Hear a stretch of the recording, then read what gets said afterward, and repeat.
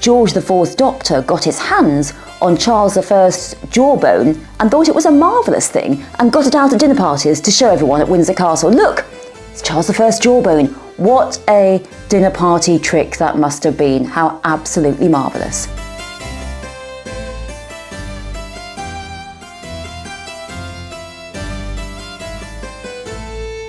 Hello, I'm Kate Williams, and today I'm going to be talking about Windsor Castle. It's the big one, it's got all the stories.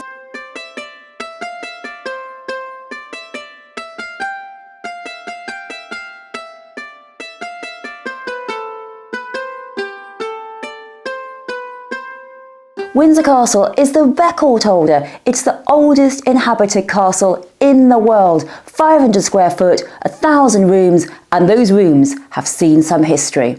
We're going back to 1121. Windsor Castle is a baby castle. It's not even 100 years old. And there's a big wedding going on. And that wedding is between Henry I and his new wife, his second wife, Adeliza of Louvain. She's just 18. She's come over to marry the king because the king has a problem. He has no male heir. He did have a son, William, but William was killed in the White Ship disaster in the previous year. What happened was William was on a ship. They were full of fun. They were drinking. They were enjoying themselves. They said, let's race that other ship. They tried to race that other ship. It was night. They hit a rock. The ship went down. Everyone was killed, apart from a butcher who was found clinging to a piece of wood.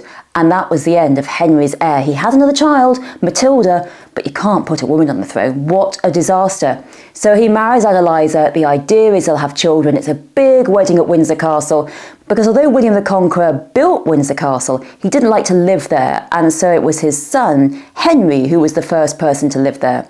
Henry lived there. He liked it. He married Adeliza, but the marriage didn't create any children. And when Henry died, he left the throne to his daughter Matilda, and his barons had all agreed that they'd support Matilda. They'd sworn an oath. As soon as Henry dies, everyone says, oh, actually, fine, she doesn't need to have it after all. And Henry's nephew, Matilda's cousin, Stephen of Blois, comes to seize the throne. He takes the throne. Matilda is pushed out. She tries to battle, tries to get it back. It never happens. The country's going to have to wait rather longer to get a queen on the throne.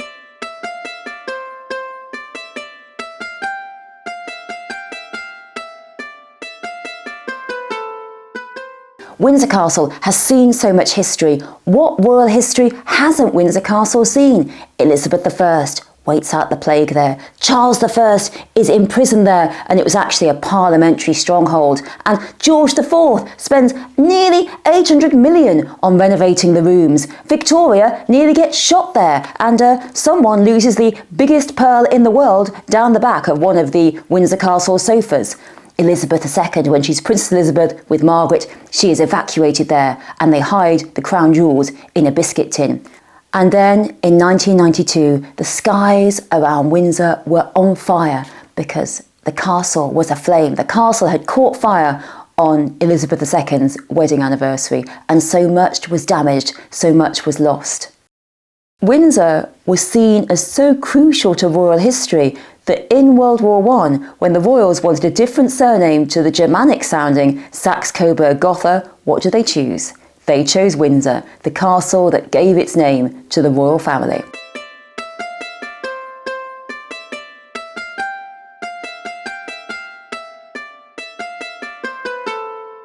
After Henry I, various monarchs lived there. King John, bad King John, he holed up in Windsor Castle when he was being challenged by the barons and eventually forced to sign the Magna Carta at nearby Runnymede. But it was in the Tudor period that we see Windsor Castle really take off. Henry VIII, you can imagine, he loved it. It was to Henry something of a royal sporting arena. There was tennis there, he built a tennis court, and also he loved the hunting, wrestling. You had to let him win.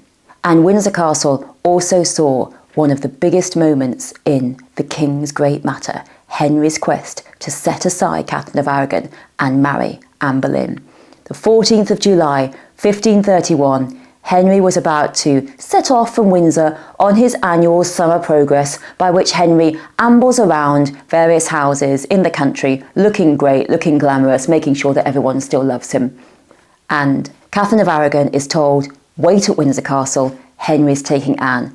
That is Anne's great moment. She is now travelling with the king as queen. Catherine of Aragon is abandoned at Windsor, and Henry also dismisses the entire court. And a month later, Catherine of Aragon is informed that Henry is coming back for a night, and so she must move out. When Catherine of Aragon is left at Windsor Castle in 1531, that is the moment. Henry is saying, I don't care if the Pope won't give me a divorce. I don't care that your nephew is the Holy Roman Emperor. I'm going to do it anyway.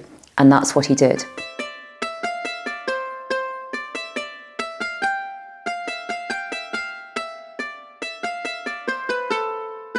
One of the great mysteries of Windsor Castle is, why is Henry VIII's grave so small? There is just a slab to indicate that he's buried there, along with his beloved third wife, Jane Seymour.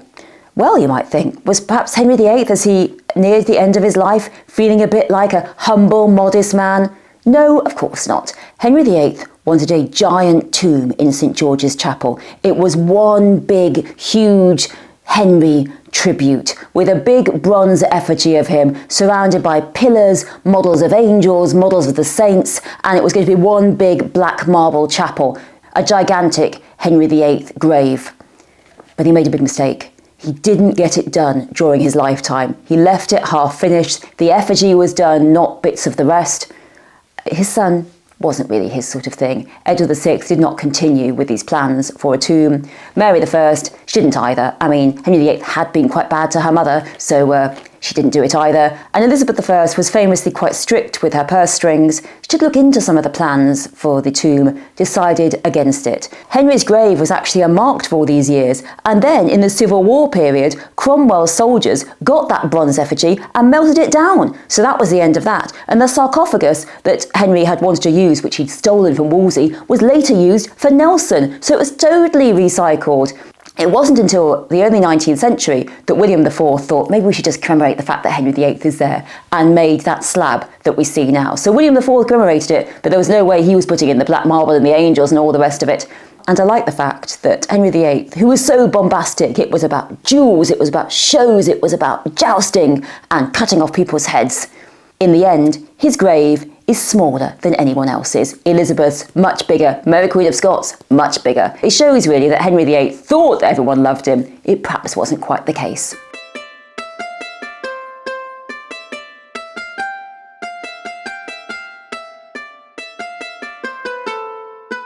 Elizabeth I was very fond of Windsor Castle. When there was an outbreak of plague, she actually was quarantined there. This was her quarantine lockdown in Windsor Castle. And when Mary Queen of Scots went on trial, Elizabeth took refuge in Windsor Castle just in case someone might try and assassinate her. James I, who followed Elizabeth, also liked Windsor Castle, but basically as a place to play drinking games with other kings. That was wild and fun. There were many occasions of James's drinking. On one other occasion, they were supposed to be watching a Mask of Beauty, and they all fell over and collapsed in one big heap, and then James fell over too. So it was total chaos, but that was what James liked. During the Civil War, it became a parliamentary stronghold. There were so many soldiers they couldn't all stay in the castle, so various outside inns were used, and John Quigley's Inn in Windsor charged a huge sum of £46 for accommodating those soldiers. And many items were taken from various people around there, and when the soldiers left, they were left behind 113 feather beds.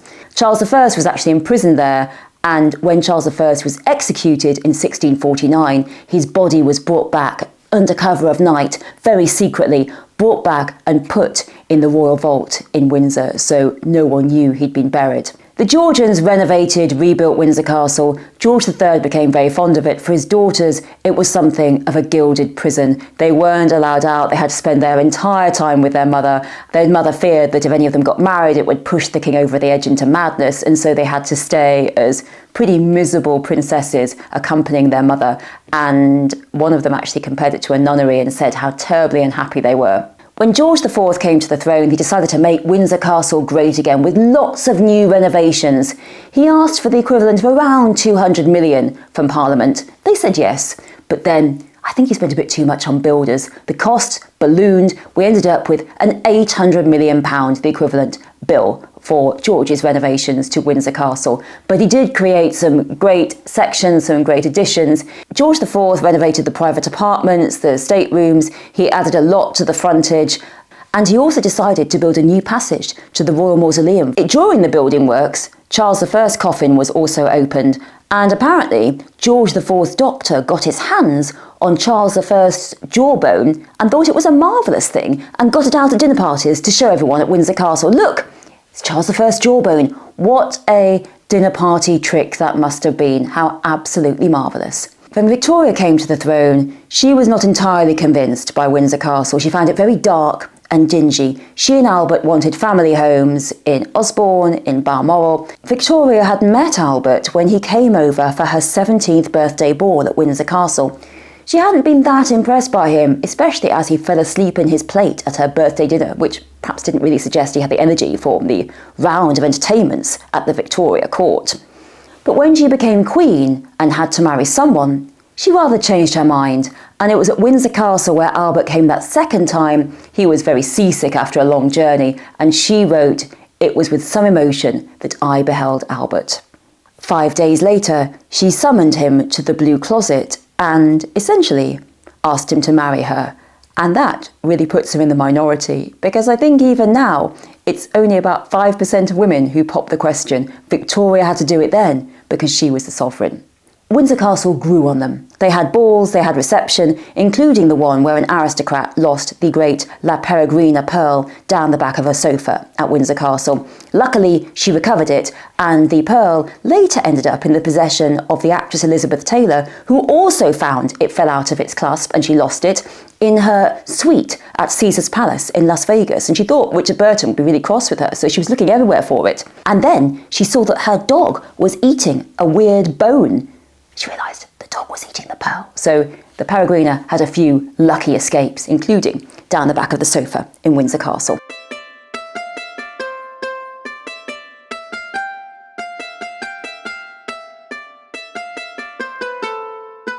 Edward VII, George V quite liked Windsor, and it was George that made that decision to change the royal name from Saxe-Coburg-Gotha to Windsor to reflect the castle. Edward VIII didn't spend really any time at all at Windsor. He had his house in the grounds called Fort Belvedere, where he installed a swimming pool. And that was where there was almost a fatal meeting, because Marlene Dietrich, the great actress, she decided that she was going to stop Edward VIII from abdicating from Mrs. Simpson. She said, give him an hour with me and I'll change his mind. But by the time she got to Fort Belvedere, she'd been too long with her hairdresser, and Edward already gone. On the 10th of December 1936, he signed his abdication warrant in Windsor Castle, and the future Elizabeth II was now the heir to the throne. When World War II broke out, Elizabeth and Margaret, the two princesses, were evacuated to Windsor Castle, and along with them went the crown jewels. They were carefully taken out of the crown, including the Black Prince's ruby, including the Stuart sapphire, and put into a biscuit tin and then put under a secret trapdoor in Windsor Castle that no one knew anything about. The princesses enjoyed their time in Windsor Castle. They used the cellars as a bomb shelter. They packed their bags and went to the bomb shelter. And also when they put on Christmas pantomimes to raise money for good causes, they found George IV's golden sedan chair in the cellars, and they used that to put on Cinderella, in which Margaret was Cinderella and Elizabeth was Buttons, and the sedan chair was Cinderella's wonderful coach going to the ball. Elizabeth II loved Windsor right from the time she was a child. She even had a Welsh Wendy house in the grounds, actually a perfect little house that was built for her and Margaret and is still used by children, royal children today. And Elizabeth II had always enjoyed the peace of Windsor, and apparently invited Tom Cruise for tea and let him land his helicopter on the Windsor Castle lawn, which was quite a privilege, I'd say.